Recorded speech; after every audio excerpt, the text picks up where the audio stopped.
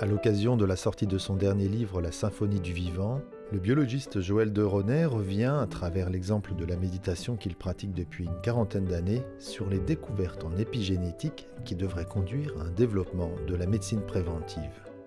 L'épigénétique et le fait de pouvoir contrôler l'expression de nos gènes est une véritable révolution de ces 20 dernières années. Pourquoi? À cause des publications scientifiques extrêmement nombreuses qu'il y a sur ce domaine.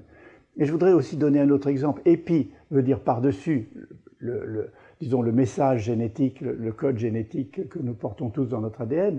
Mais je vais vous donner un autre exemple. Cet exemple, c'est celui du système d'exploitation d'un ordinateur, d'un smartphone ou d'un iPad. Ce système d'exploitation, il est là, c'est l'ADN de l'ordinateur. Mais il y a des applis. Ce qu'on appelle des applis, c'est par-dessus le système d'exploitation. On peut déclencher des applis, par exemple écouter de la musique pendant qu'on regarde un spot météo. Et donc ces applis, c'est un peu ce que nous faisons avec l'épigénétique. Notre système d'exploitation, c'est notre ADN, il est là, il est dans notre corps, mais avec nos applis que l'on peut réveiller ou éteindre, c'est l'épigénétique, c'est la modulation de l'expression des gènes. Ce que fait la méditation, c'est que certains gènes, par exemple comme les gènes contre l'inflammation ou contre l'oxydation, vont être activés. Et d'autres gènes, qui sont les gènes qui provoquent le stress, les hormones du stress, vont être réduits. Donc c'est cette activation et cette réduction, ce n'est pas une élimination, qui fait que le code génétique évidemment ne change pas, mais par contre la manière dont les gènes sont exprimés se modifie, et ça on l'a vu avec des biopuces, sur des milliers de gènes, on a découvert une centaine de gènes qui étaient activés par la méditation. Par exemple, le Tai Chi, c'est une forme de méditation où on bouge son corps. Le Qigong, exactement dérivé des arts martiaux, sont ce que l'on appelle une méditation dynamique, un peu l'effet de la méditation. Mais aussi le yoga, même simplement la respiration. D'ailleurs, dans la méditation que je fais, ça commence toujours par une respiration de type yoga, avec le ventre, les poumons, le ventre, d'une manière régulière, très régulière. Cette régularité de la respiration a un effet épigénétique, de même que la marche. La marche régulière déclenche dans le cerveau un certain rythme qui produit des endorphines, des hormones du plaisir, mais aussi qui active certains gènes et pas d'autres. Donc il n'y a pas que la méditation, il y a aussi la méditation dynamique et le sport. Alors c'est extraordinaire parce que le sport procure des éléments qui vont aller stimuler certains gènes, en inhibir d'autres, et en particulier dans les sports extrêmes. Je vois les effets des sports extrêmes sur ma santé.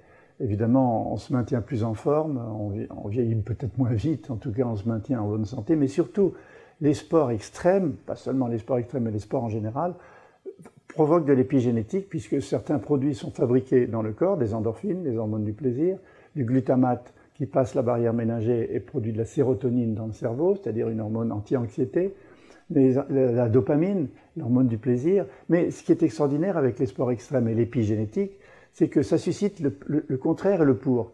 C'est-à-dire à la fois ce qui vous donne envie de continuer, les endorphines et la dopamine, les hormones du plaisir, mais en même temps l'adrénaline, le cortisol, les hormones du stress. Parce que dans les sports extrêmes, on a peur, évidemment. Mais cette peur, elle est stimulante. Elle permet, avec le plaisir, c'est toujours l'histoire de la peur Eros et Thanatos qu'on connaît dans d'autres activités, la peur et le plaisir sont un des moteurs des sports extrêmes. Quand la vague est très grosse, ça fait peur, mais aussi on a un plaisir formidable en la surfant. Quand on est sous l'eau, quelquefois maintenu par une vague pendant 15-20 secondes et qu'on ne peut pas sortir, on a très très peur, le cœur bat très vite, mais en même temps, c'est le plaisir du danger.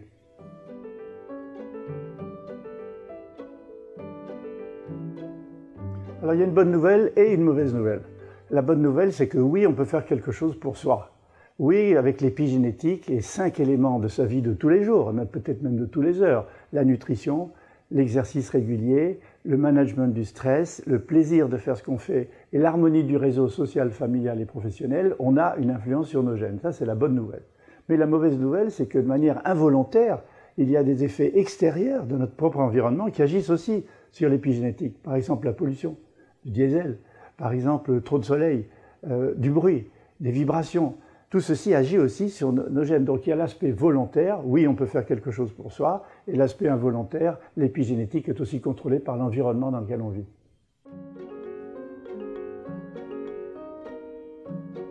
L'épigénétique ne se résume pas à la personne. On a découvert assez récemment qu'il y a une forme de transmission des caractères acquis.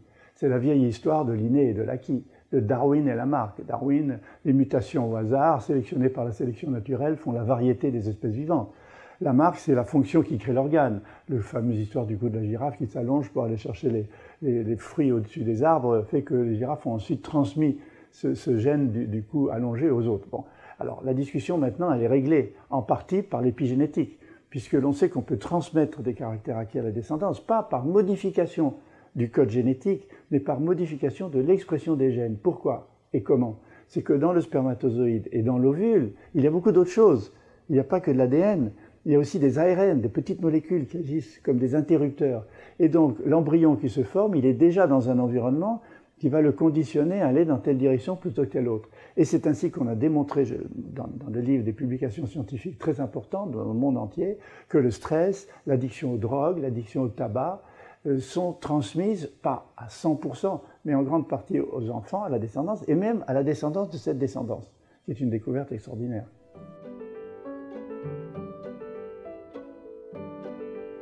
Les conséquences de l'épigénétique sur le changement des pratiques de la médecine sont déjà en cours dans le monde entier. Autour de quoi? De ce que l'on appelle la prévention quantifiable, c'est-à-dire la prévention mesurable. On peut mesurer les effets de la prévention. Pendant très longtemps, l'industrie pharmaceutique avait pensé que les seules préventions possibles, c'était les vaccins. C'est sûr, ça marche. Mais maintenant, avec l'épigénétique, on peut avoir des objectifs personnels, assistés par son médecin qui devient un conseiller de vie, et se maintenir en bonne santé. Vous voyez, la grande différence, c'est pas seulement se traiter par des médicaments quand on est malade, mais c'est ne pas être malade. C'est un peu comme la médecine chinoise. La médecine chinoise, on paye son médecin tout le temps, mais quand on est malade, on arrête de le payer. C'est comme une forme d'assurance vie sur maintenance de la santé. Et l'industrie pharmaceutique s'oriente vers cela, c'est ce qu'on appelle la médecine 4P, préventive, personnalisée, prédictive, proactive. Ce sont les 4 lettres qui montrent que la médecine de demain est en train d'évoluer grâce à l'épigénétique.